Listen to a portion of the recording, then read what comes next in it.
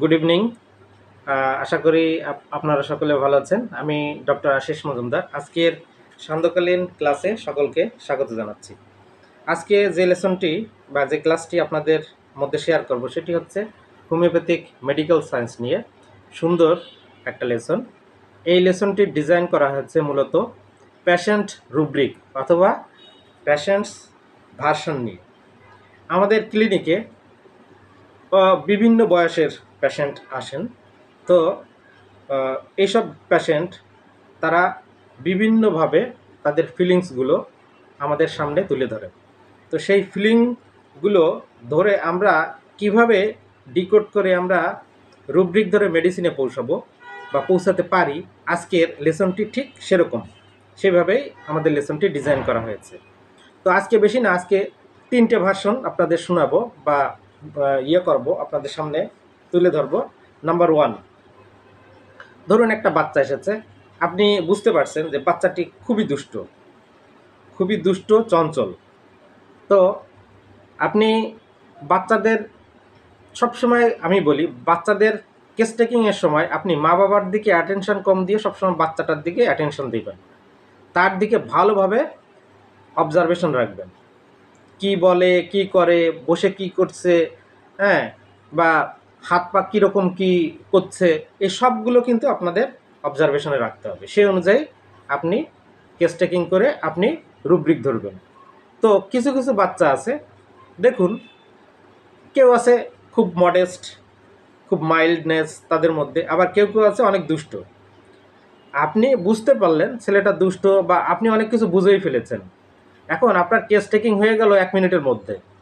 এইবার তারপরেও আপনি আপনার যে চিন্তা ভাবনা, আপনি ছেলেটাকে নিয়ে যেটা চিন্তা করেছেন যে এইভাবে রুব্রিক ধরতে হবে, এইভাবে সামনে এগোতে হবে, আপনি মোটামুটি কনফার্ম হয়ে গেছেন। তারপরও এই আপনার চিন্তা ভাবনা এটাকে আরও ক্লারিফাই করার জন্য একটু সময় দিবেন। এত অল্প সময়ের মধ্যে কেস টেকিং করে যদি ছেড়ে দেন, মা বাবা কিন্তু স্যাটিসফাইড হবে না। কারণ কি, হোমিওপ্যাথিতে বলা আছে, হোমিওপ্যাথি অনেক সময় ধরে কেস টেকিং নেয়, এটা সেটা অনেক কিছু শুনে টুনে লেখে, তারপর আস্তে ধীরে ওষুধ দেয়। কিন্তু আপনি যদি দেখা গেলো 1 মিনিটের মধ্যে কেস টেকিং করে ফেলেছেন, তাহলে কিন্তু মা বাবা স্যাটিসফাইড হবে না। সেক্ষেত্রে তাদের সাথে আরেকটু সময় দিতে হবে। আপনার জানা হয়ে গেছে বাচ্চাটিকে কী মেডিসিন দিতে হবে, কোন রুব্রিক ধরেছেন, সবই ঠিক, কিন্তু তারপরেও আপনার এইটুকু করতে হবে শুধু মা বাবার স্যাটিসফ্যাকশনের জন্য। কারণ পেশেন্ট পার্টি ওরা যদি স্যাটিসফাইড না হয় তাহলে কিন্তু সমস্যা আছে। যখন পেশেন্ট ম্যানেজমেন্ট করি আমরা যখন মেডিকেল কলেজে পড়তাম, তখন কিন্তু এগুলো শেখানো হয়েছে যে ট্রিটমেন্ট ছাড়াও পেশেন্ট ম্যানেজমেন্ট একটা বিষয় আছে। এগুলো কিন্তু আপনাদের জানতে হবে। ক্লিনিক্যালি আপনাদের যখন হবেন, মানে আপনি যখন ডেভেলপ করবেন, সব দিকে আপনার চোখ কান খোলা রাখতে হবে। বাই দ্য ওয়ে, তো এবার আপনি ওই বাচ্চাটির মা বাবাকে জিজ্ঞেস করুন যে ওই ছেলেটি আসলে ওর স্বভাব নিয়ে আপনারা কিছু বলেন, বাড়িতে কি করে, বা ও পড়ালেখা তো করছে, পড়ালেখার বাইরে বাড়ি সাধারণত কীভাবে সময় কাটে, বাইরে নিয়ে গেলে কি করে, এইসব জিজ্ঞেস করবেন। তো দেখবেন কোনো মা বাবা বলবে বাচ্চাটি এত দুষ্ট তার বলেন না। অন্যরা যদি বিপদে পড়ে, অন্যদের কষ্ট দেখলে সে মনে মনে মহা খুশি, ভীষণ খুশি, মনে মহা খুশি। অন্যর বিপদ দেখলে, অন্যের কষ্ট দেখলে, দুঃখ দেখলে অন্যরা কাঁদে, খুব ভারাক্রান্ত হয়, দুঃখ পায়, কিন্তু ও মনে আনন্দ পায়, ভালো হয়েছে, ব্যাস।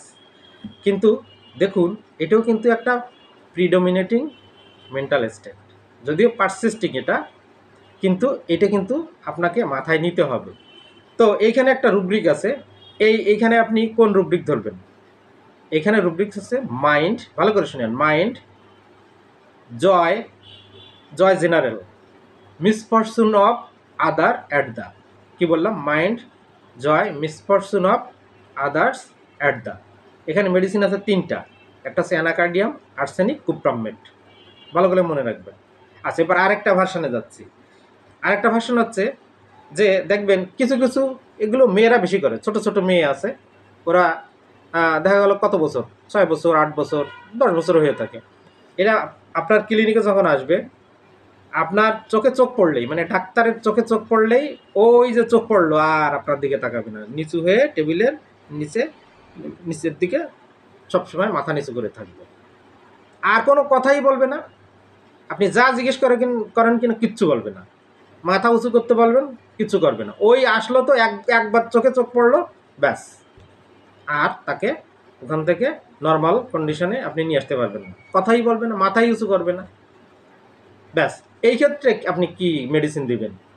রোগীর যা হোক হোক সমস্যা নেই, আমরা তো রোগ না রোগীর চিকিৎসা করি, তাই তো? এখন এই পেশেন্ট বা রোগী আপনার সামনে বসে আছে, কি রুব্রিক নেবেন, কি মেডিসিন দিবেন, ব্যাস। আচ্ছা ভালো করে শুনুন, এখানে সুন্দর একটা রুব্রিক্স আছে, সেটা হলো কি, মাইন্ড ডেলিরিয়াম শাই হাইডস হিমসেলফ। কি বললাম? মাইন্ড ডেলিরিয়াম শাই হাইডস হিমসেলফ, সিঙ্গেল মেডিসিন স্টামোনিয়াম দিয়ে দেখবেন একবারে গুলির মতো কাজ করবে, ঠিক আছে? আচ্ছা এবার আরেকটা পেশেন্ট ভার্সনে যাব।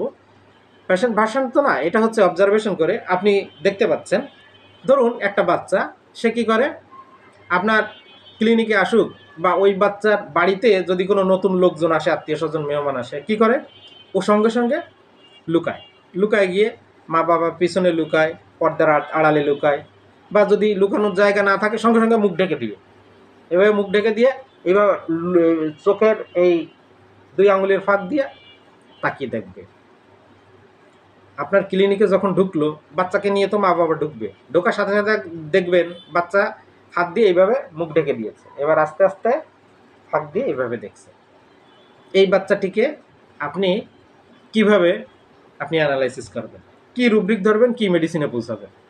হ্যাঁ দেখুন, এখানেও খুব চমৎকার একটা রুব্রিক আছে, সেটা কি, mind mind gesture makes involuntary motion of the covering face with their fingers but looking through their fingers children in.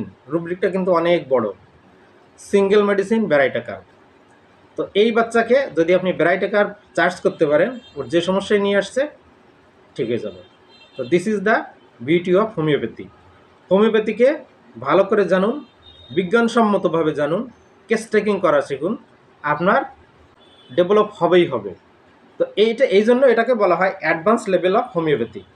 তো আমাদের একটা প্ল্যাটফর্ম আছে, এই প্ল্যাটফর্মে আমরা যারা শিক্ষানবিশ বা যারা শিক্ষানবিশ ছাড়াও যারা বিভিন্ন নিজেদের চেম্বারে অথবা ক্লিনিকে প্র্যাকটিস করছেন, আমাদের এই প্ল্যাটফর্মে আপনারা যদি এই সিস্টেমকে আরও ভালো করে জানতে চান, শিখতে চান, তাহলে আমাদের সাথে যোগাযোগ করবেন। তো আপনাদের আমরা চাই যে আপনারা আরও ডেভেলপ করেন, হোমিওপ্যাথিকে আরও উন্নত করেন, এই পেশা নিয়ে মানুষ যেন আস্থা ফিরে পায়।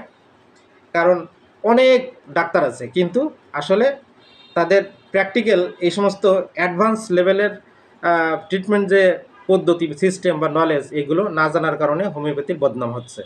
তো আমি চাচ্ছি যে আমাদের দেশের এই হোমিওপ্যাথি সিস্টেমটাকে যেন আরও ডেভেলপ করা যায়। এই জন্য আমি চাচ্ছি আমরা সবাই যদি একসাথে বসি, এই বিষয়টা নিয়ে শেয়ার করি, স্টাডি করি, তাহলে আমরা অবশ্যই সামনে এগোতে পারবো। তো সবাই চেষ্টা করবেন আমাদের এই প্ল্যাটফর্মে যুক্ত হয়ে যাওয়ার জন্য। তো সবাই ভালো থাকুন, সুস্থ থাকুন, আজকের মতো বিদায় নিচ্ছি। শুভ সন্ধ্যা।